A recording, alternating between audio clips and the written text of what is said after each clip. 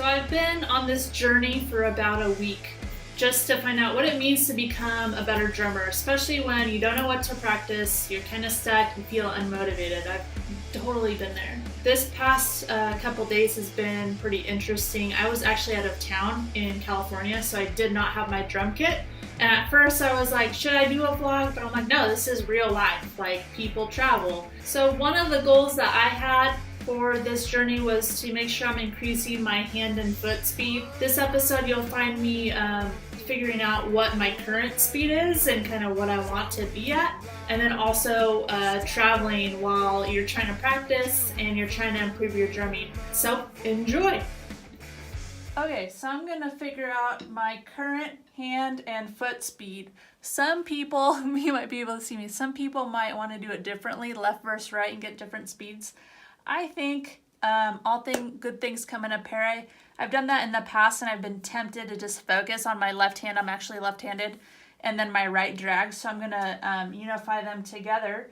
The app that I use is just called Pro Metronome. It's free. I love it. I use it all the time.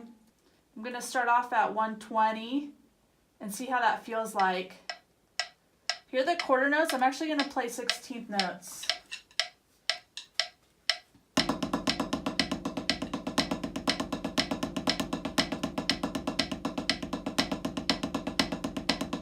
Okay, so that feels really comfortable. I'm actually doing single strokes, then double strokes after that, then paradiddles.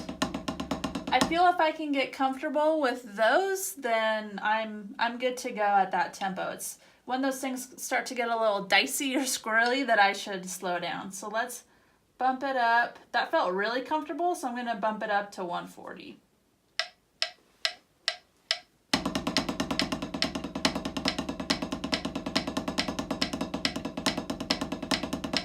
Okay, that felt comfortable, not as comfortable as 120 obviously. I'm going to bump it up to 160 and see.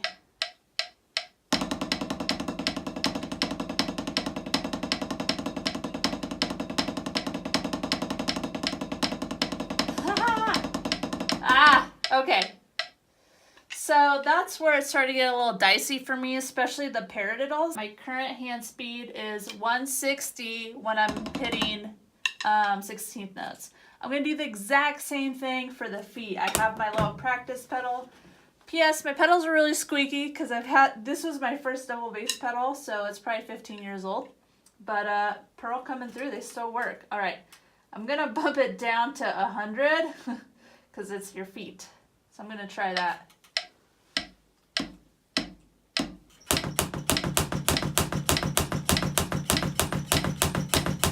Okay, that felt really comfortable. I'm going to bump it up to 130.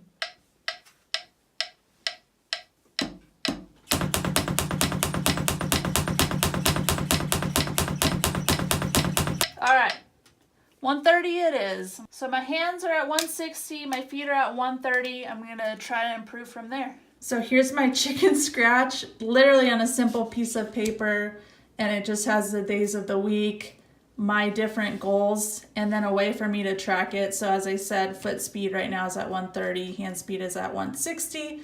So I just want to bump those up to every 2 days. Again, I'm just seeing how this goes. So it might be too fast. I'm thinking the foot speed might be a little too fast, but we'll see. I think the hands will increase quicker than the feet. And then the groove freedom, starting tomorrow, I'll learn a groove and then practice it on Wednesday and so forth and so forth. Practice 30 minutes every day. I want to put an X in the box every time I complete it. So I already practiced today. But these other ones, as I'm done with them, I'll mark them off. So there you go. All right, I am back in Salt Lake City. I was in California for about 4 days with no drum set. And so, to be honest, I didn't do a really good job of vlogging when I was in California. Noob mistake. But I'm back. I'm about to see my drum kit for the first time. So I literally want you guys to see, as I walk into my house, me seeing my drum kit for the first time. So let's go inside. Yes, there they are. Just how I left them. Oh, it's so good to be back. And it's kind of nice to be away from my drum kit because it makes me appreciate more that I could have a place to practice my full loud drums. I do want to share 3 things that I just kind of think are best practices. The first is get outside. I know that sounds weird, but when I went on a walk, it was so helpful whether I was practicing beforehand or after, but just the freedom to be able to go outside and walk around. It could be the California sun. Was really inspiring and encouraging. I even took my practice pad outside and just practiced and was totally, I know this sounds hippie, but inspired by nature.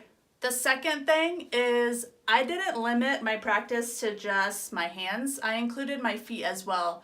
So while I didn't pack practice pedals, because for me I just didn't have room in my bag, I just practiced different sticking exercises. So the main one that I practiced was right, left, kick, kick, right, left, kick, kick. I'm actually left-handed, so I teach a lot though, so I defer to right hand, but for me it was left, right, kick, kick, left, right, kick, kick.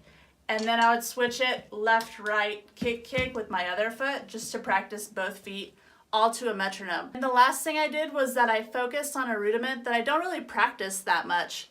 Being away from my kit, I saw it as an opportunity to really dive into something that I know about but haven't really practiced a whole ton.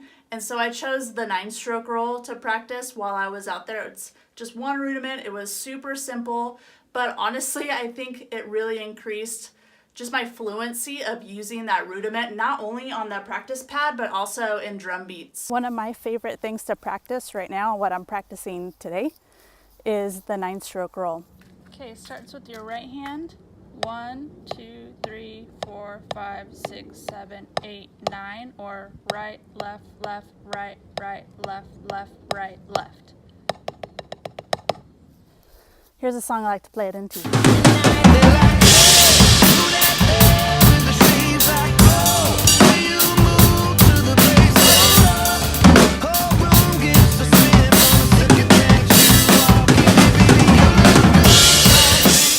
I'm done with my walk. I hope the 9-stroke roll is helpful. If you didn't know about it, get to practicing it. I know it's a lot of counting, but it's also a lot of fun to apply. See ya. All right, that's it for this episode. If you watched to the end, you're a trooper. Thanks for tuning in. Be sure to like this video, subscribe to my YouTube channel, and share this with another drummer friend. Peace.